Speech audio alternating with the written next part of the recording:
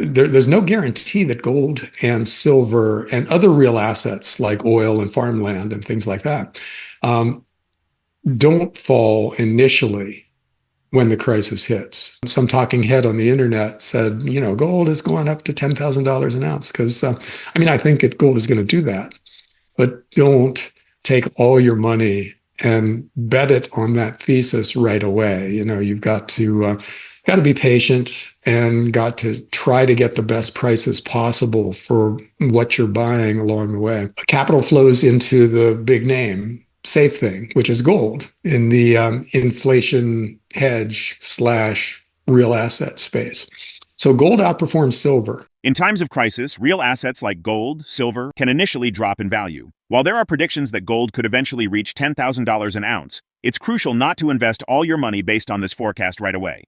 Patience is key, and you should aim to buy these assets at the best possible prices. Generally, gold tends to outperform silver during periods of economic uncertainty. John Rubino is a financial analyst, author, and commentator known for his insights on global economic trends, financial markets, and monetary policy. He explains that governments and central banks have been able to extend financial stability by printing money and increasing debt, but this has led to rising financial fragility. The recent surge in currency creation, especially during the pandemic, caused significant inflation, which led to higher interest rates. These rising rates have dramatically increased the cost of servicing debt, pushing governments, corporations, and individuals toward unsustainable levels. This death spiral is characterized by high debt, rising interest costs, and limited tools to combat inflation without worsening other economic problems. As a result, many believe that the current financial system is nearing its end, potentially leading to a major currency reset, or a return to sound money standards like gold or Bitcoin. Despite central banks printing massive amounts of money, financial indicators still hold significance. One key signal is the inversion of the yield curve, where short-term interest rates are higher than long-term rates. This is problematic for banks because their business model relies on borrowing short-term at low rates and lending long-term at higher rates. An inverted yield curve often precedes a recession, but the actual downturn typically hits when the curve normalizes. Currently, many indicators, including the Index of Leading Economic Indicators, are pointing toward an impending recession, showing negative trends similar to the prolonged yield curve inversion. For more videos like this, subscribe and turn on notifications. Thank you and enjoy the video. Another 20 years or so of increases in debt and financial fragility. And so the question then becomes, well, how do we know this is the end? Because why can't they just keep printing money forever?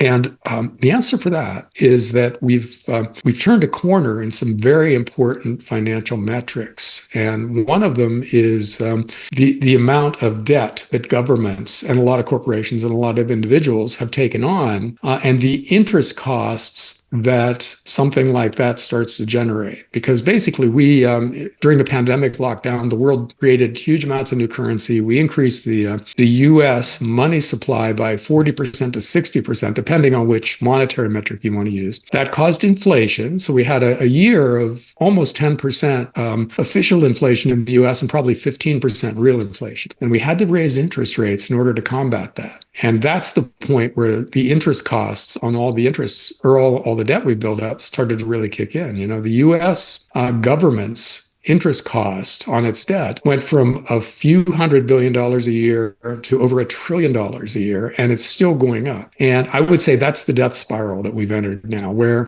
you can no longer raise interest rates to normal levels to combat inflation, which inflation is an inevitable result of all the debt we've taken on, because the interest costs bankrupt you. And the same thing is happening in Japan. The same thing is happening in Europe. The same thing is happening with a lot of individuals and corporations out there. That today's normal interest rates are bankrupting huge sections of the global financial system. And so that's how we know this thing is coming to an end, because the tools are going away. The things they've been able to do to fool us can no longer be done because there's a consequence to using those tools. If you create a whole bunch of new currency, dump it in the market, and that causes the economy to grow, well, now it also causes inflation, which also causes high interest rates, which also causes bankruptcy level interest costs. And we're there, So we are now in that death spiral where whatever the big financial players out there do to combat one crisis, it makes another crisis worse. And there's really no way out of this short of the collapse that leads to a currency reset and, the whole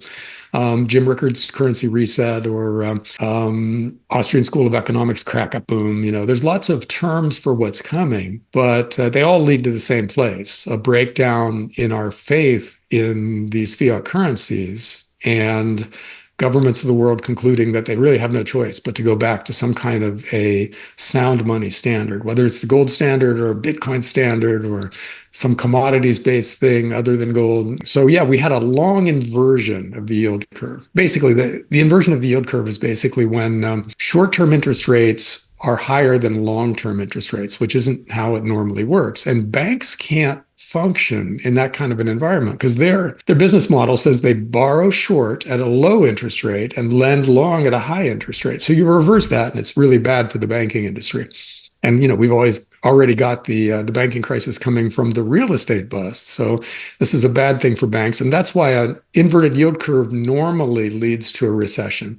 But like you said, it's only when the curve uninverts that the recession actually hits. So yeah, it lasted longer this time, but we are at that point where an inverted yield curve is now a really reliable recession indicator. And there's about 20 more out there. Almost everything that you can chart and that has a history of doing something before something else happened, they're all screaming recession right now. The index of leading economic indicators compiles a lot of these things that tend to predict what's going to happen in the economy 6 months to a year down the road. It's been negative for a long time, too. Gold is likely to be a winner in most economic scenarios ahead, though it may not rise in a straight line. The challenge lies in timing. Similar to 2008 and 2020, gold and silver could initially drop before rebounding strongly. Investors face the dilemma of either buying early and enduring a potential dip, or waiting and risking missing the big upswing. Successful investing in gold requires careful timing, as there's no certainty it will play out perfectly in the short term. John Rubino, in an interview with Alistair Kane, explains that when gold prices rise significantly, investors often turn to silver due to its lower cost and similar appeal, which can lead to silver outperforming gold. Silver's market is small and illiquid, so it doesn't take much investment to drive up prices, potentially creating a bubble. Beyond its monetary value, silver's industrial demand is booming, especially from solar panels, which now consume a significant portion of mined silver. Demand is expected to grow further with advancements in solar technology and the potential use of silver in new solid-state batteries for electric vehicles, while mining output struggles to keep pace. The silver market is facing potential supply issues, with concerns that exchanges might not have enough silver to meet futures contract demands. This could lead to defaults, spooking the market and causing prices to spike. As demand outpaces supply, silver could become increasingly scarce, prompting investors to buy it. Additionally, the growing use of silver in technology, such as AI systems and solar panels, enhances its appeal as a commodity. Combining rising industrial demand with its relatively low price compared to gold, silver presents an intriguing investment opportunity. Let's dive into interview. Gold is the winner in most of the scenarios that we now have in front of us.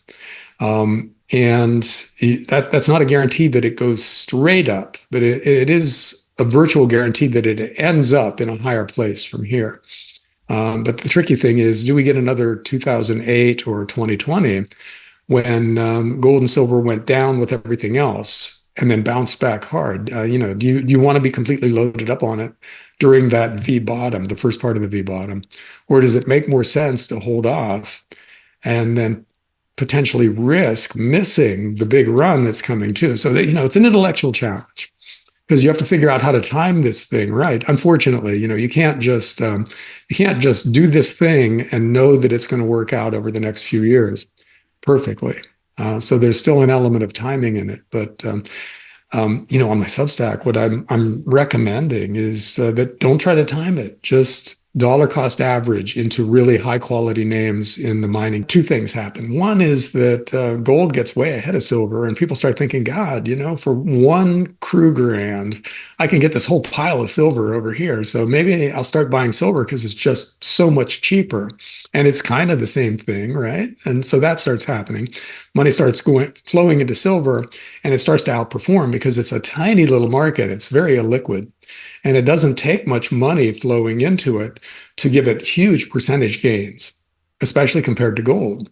And then silver becomes a bubble at some point at the very top. Everybody's buying silver because what if you can't get any more? And the wait time is 6 weeks already. And what if it goes to 2 years and you just can't get it? And so then silver just takes off. And that is playing out right now.